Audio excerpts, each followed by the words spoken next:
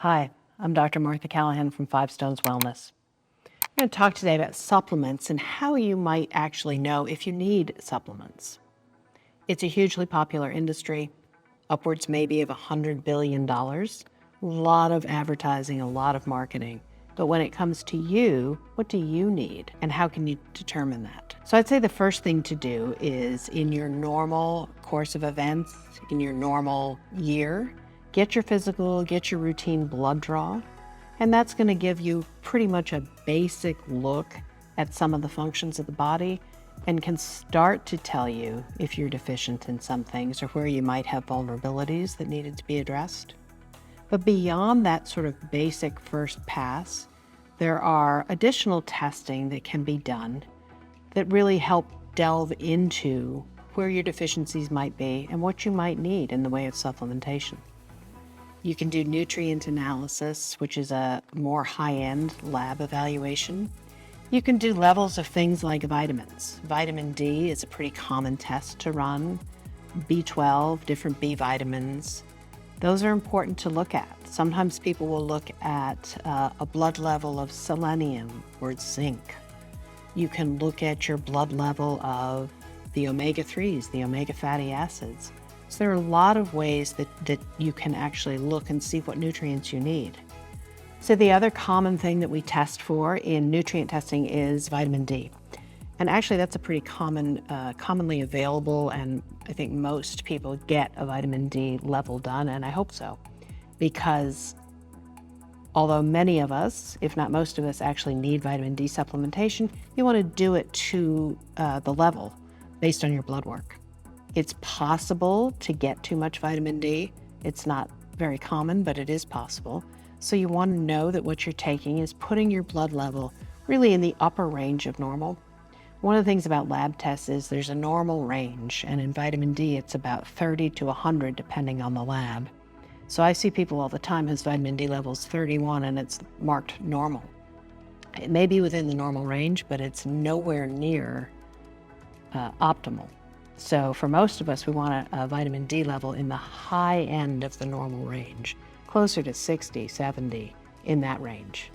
So again, it's a pretty simple test to have, and it's going to help determine your specific need for this nutrient.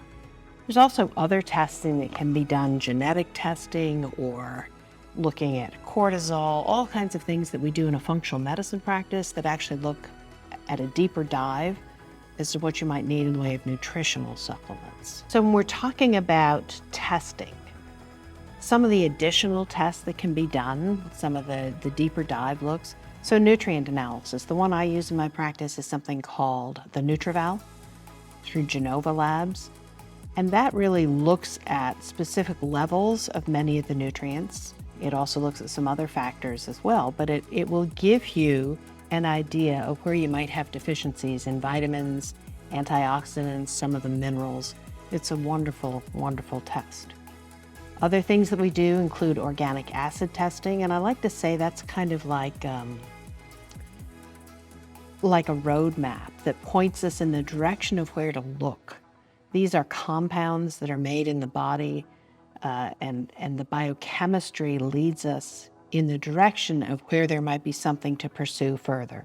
It's not diagnostic per se, but it'll point us in a direction.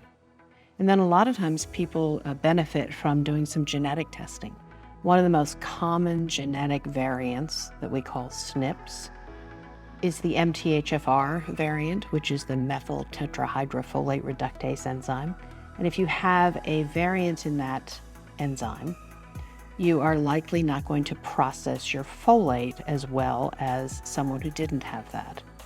The folate cycle and the methylation cycle, and those are biochemical words, but they're crucial to lots of important functions in the body.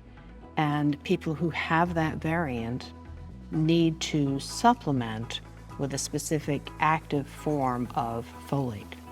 Similarly, there's another common variant called COMT, which when somebody has that, it can affect both their ability to detoxify things like estrogen and other chemicals in the body, and can affect your neurotransmitters. So it may have a role to play in anxiety and mood disorders. So those are some examples of some of the extra testing that we can do to determine your individual specific needs for nutrient supplementation. But once it's been determined that you might have a deficiency or a particular condition, then your practitioner can actually target a recommendation for you personally about what you need, instead of just walking into a health food store and pulling 6 or 8 bottles off the shelf and not really knowing what you're taking or why, or what the mixing and matching is all about. So I would really recommend that people get tested, and then from there, determine what it is that you need and what would be helpful. It's all about personalized medicine, and supplements can be a help in that realm.